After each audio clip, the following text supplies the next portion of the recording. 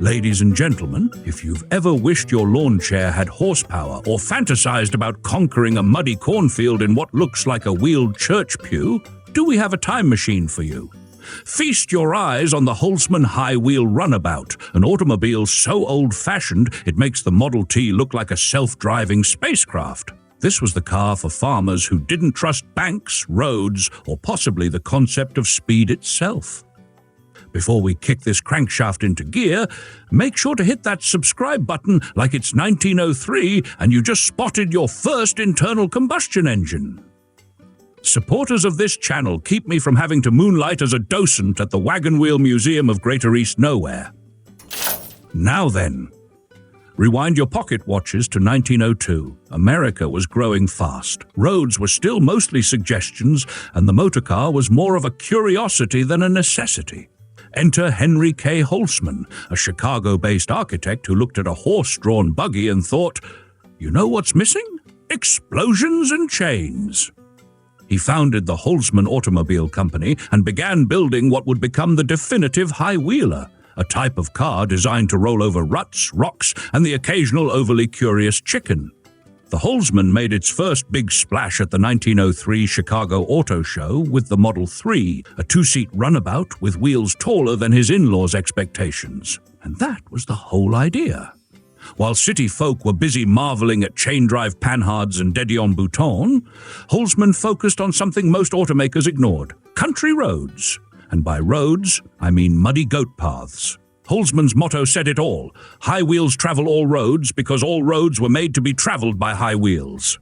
Poetry, if written by a man who'd fallen into a ditch. At its peak, Holsman was the king of high-wheelers, producing around 2,400 units between 1903 and 1910.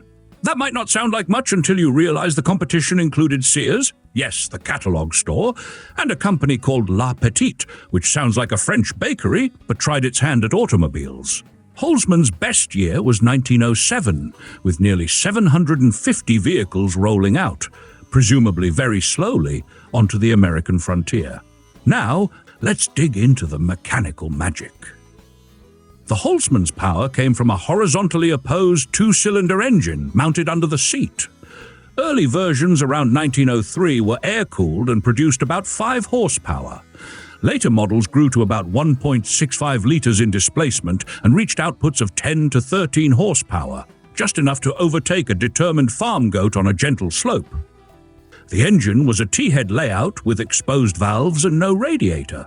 Cooling was achieved by air, and if that didn't work, you simply stopped and hoped the cows would shade it. Ignition was a 6-volt jump spark setup powered by dry cells and coils. Magneto wasn't standard, and it crackled along happily beneath the seat. The transmission was primitive but clever. A single hand lever controlled nearly everything. Pulling it back engaged forward gear via rope drive, easing it back applied the brake, and pushing it forward threw the car into reverse using a friction pinion. In essence, one stick to rule them all.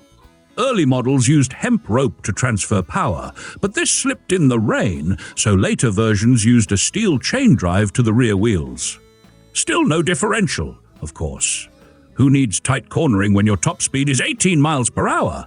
The suspension consisted of full elliptic leaf springs front and rear, mounted above solid axles.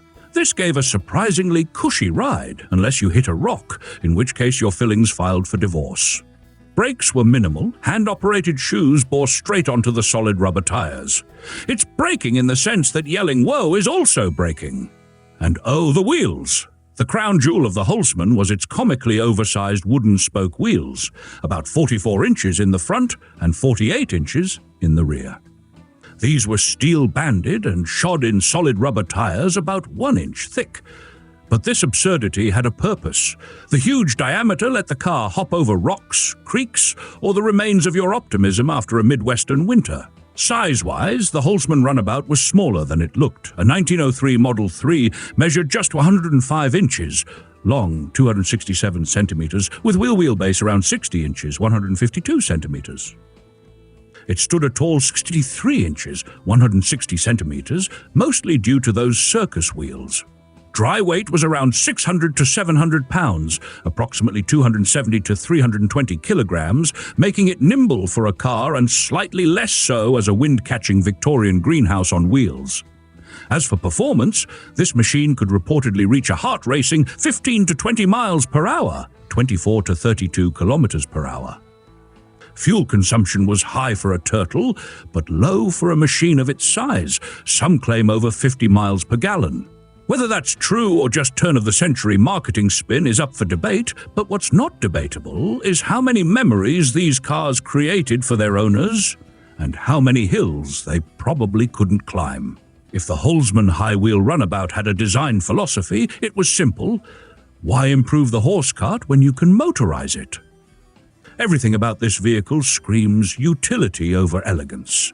The tall, spindly wheels were less an aesthetic choice and more an answer to the Midwest's ongoing war with mud.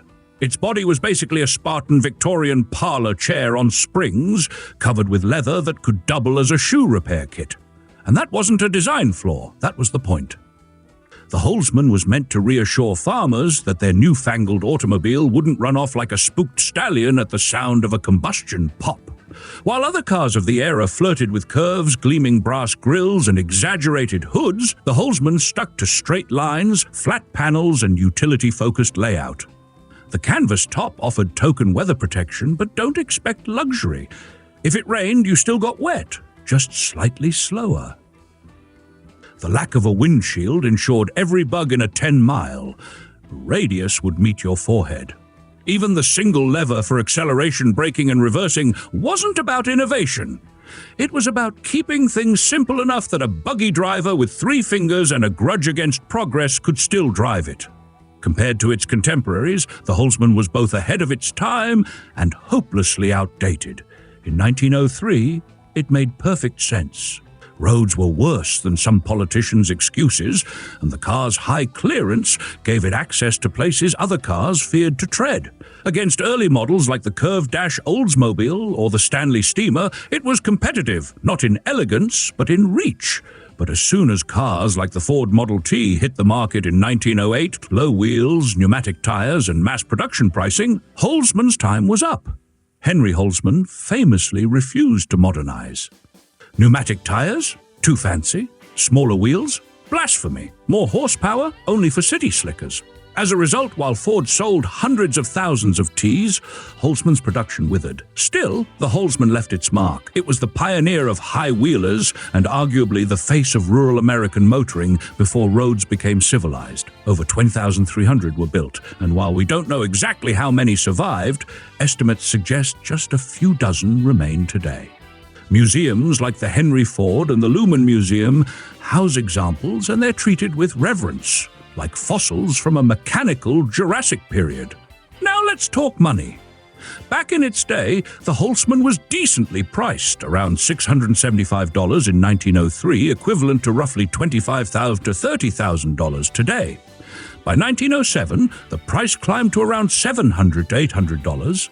Not a steal, but not outrageous either. Fast forward to today, and Holsman's fetch collector-grade prices. In 2014, a beautifully restored 1907 Holsman sold at R.M. Hershey for $52,250. A 1908 model went for $38,500 a year later.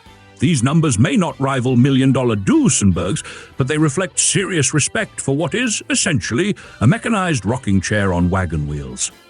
Compared to their original prices, that's a tidy appreciation.